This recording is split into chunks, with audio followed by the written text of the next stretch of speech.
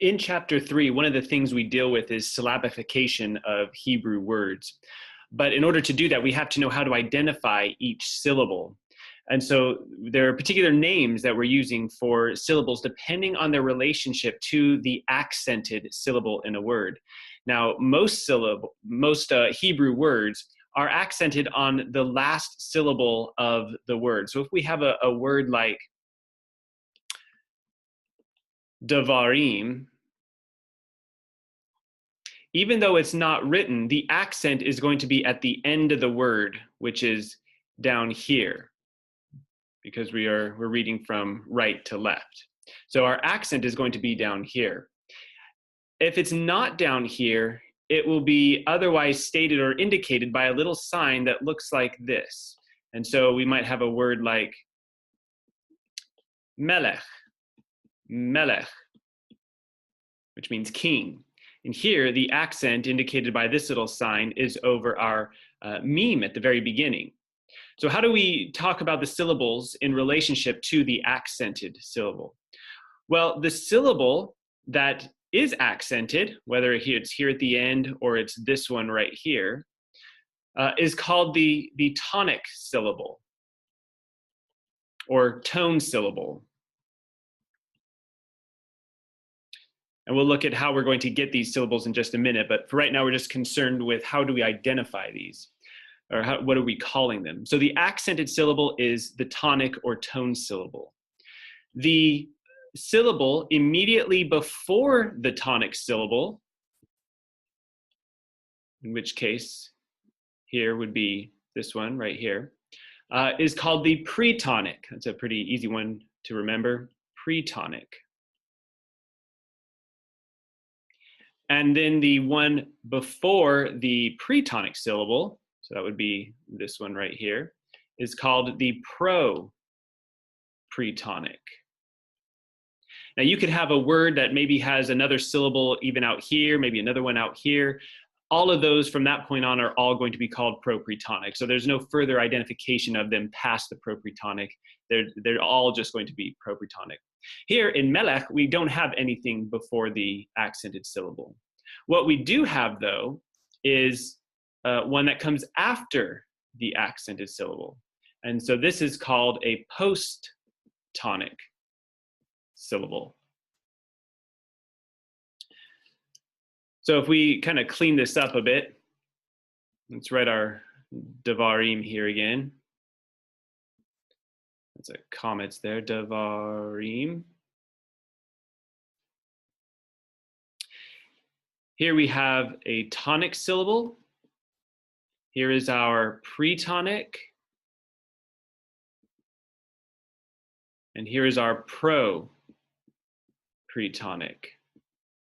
Now I'll just pause really quick just to mention that there is some discussion within academic circles about whether or not a letter, a consonant with a schwa actually constitutes a syllable by itself, because a schwa is not actually a full vowel.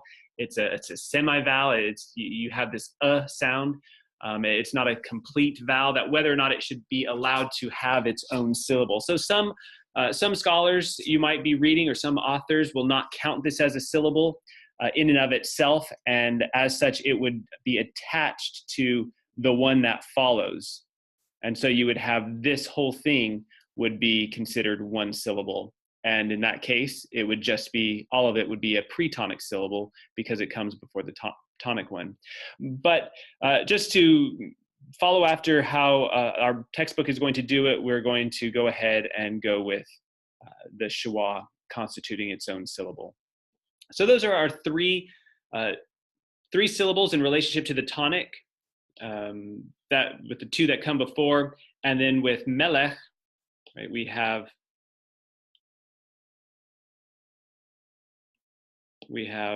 a post-tonic syllable. And then this one would be our tonic. Okay, well, how do we identify each of these syllables? How do we know what constitutes that syllable? Well, we need to remember that every syllable has only one vowel. So in Hebrew, that means we're either going to have a consonant vowel syllable, which would be called an open syllable because it ends with a vowel, or it can be a consonant vowel consonant syllable, which would be a closed syllable. So in either case, you have only one vowel in each syllable. So when we have a word like devarim, whoops, it's not a schwa.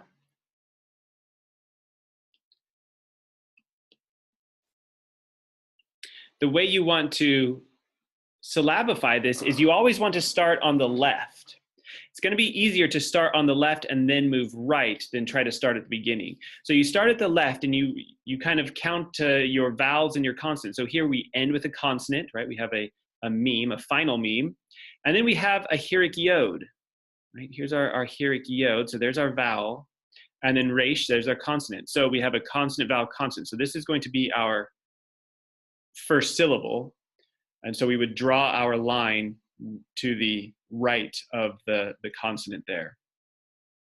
And we would label this one closed. This is a closed tonic syllable, right? It's the final syllable of the word, which means it has the accent on it or the stress on it. And it's a CVC structure. It's a consonant vowel consonant, which means it's a closed syllable. Now, when we keep going, we say, okay, here's my vowel, I have a comet. Here's my bait, there's my consonant. And so I'm going to go ahead and draw my line to the right of that. And here we would have a pretonic open syllable. And then we do the same thing with the final section over here. We have this schwa, which is technically a kind of a half vowel, but we're counting it as a vowel in this case. And then our consonant, our dalet here. And so this again would be an open syllable, but it would be a propretonic open syllable. And there are rules to know what type of vowel is going to occur in each of those syllables. I will include an attachment that you can download that will give you these rules. But just to go over them really quickly, we've kind of created some mnemonic devices to help you remember what type of vowels go in what syllables. And so the first one is the Castle rule. Castle rule, which basically stands for a closed accented syllable. A closed accented syllable prefers a long vowel. Prefers a long vowel. So if you think about our devarim that we just did, right? Our devarim. Here, this right here is our closed accented syllable, and we have an historic long vowel, our hirik yod, in that particular syllable. Second, we have I'll write the letters and I'll tell you how we can remember this. It's OPSRL. Old preachers' sermons are long. That's how you can remember that. Old preachers' sermons are long. And what that stands for is that in the open pretonic syllable is going to require, right, there's our R right there, a long vowel. So an open pretonic syllable requires a long vowel. Old preacher sermons are long. So again, in our devarim example, what do we have in our open pretonic syllable right here? We have a comet, which is our long A-class vowel. Third is the curse rule. Curse rule.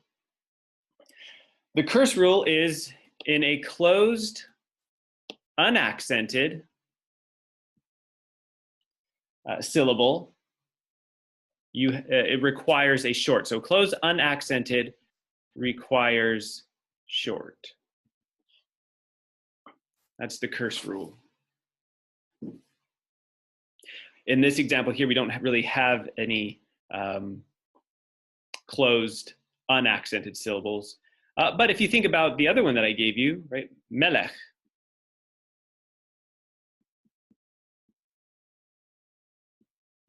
Right, melech. Here, at our post-tonic syllable in this case is going to be closed.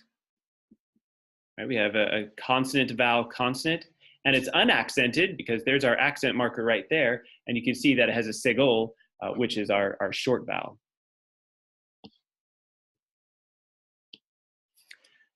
The fourth one, easy way to remember this one is oasis. I'll put the I in parentheses since the I is not really a part of the sentence to help us remember about what vowels go with what syllables. But in this one, it's the open accented. The open accented syllable prefers a short vowel. Prefers short. So again, if we use melech as our example, here our very first syllable is accented. It's open, right? We have consonant vowel. And what type of vowel do we have? Well, we have this short segol vowel. So melech, melech. The last one is a longer one, but it is helpful to know why you end up with words like devarim, why you have this vocal schwa at the beginning there. And that is the oops, ras. Whoops, ras is not spelled with two O's. Oops, ras, vocal schwa. And what that stands for is that in the original open, right, here's the original open propretonic syllable, okay? So we're talking about a syllable right here, right? That's our propretonic. In the originally open propretonic syllable, Hebrew reduces the original short vowel to a vocal schwa. And so what would happen is if we had davar, right? That's our lexical form, davar, word, matter, or thing. And we want to make it into a masculine plural form. What we would do is we would add our masculine plural endings, but then these would reduce to what we might call Proto-Hebrew vowel pointing, and these would become patachs. And now, because we've added on this extra syllable at the end here, this consonant vowel consonant syllable, now we basically work the rules of syllables that I've already talked about. And so here in an open pretonic syllable, it's going to require a long vowel, and so that's why this becomes a comet. And then here, in this originally open propretonic syllable, it's going to reduce this original short vowel to a vocal schwa. And that's why you get that vocal schwa there. So those are the rules of the syllables and the types of vowels that they have, particularly relating to nouns and adjectives. But I will include a little handout that you can download and look at those and try to memorize them if that will help you.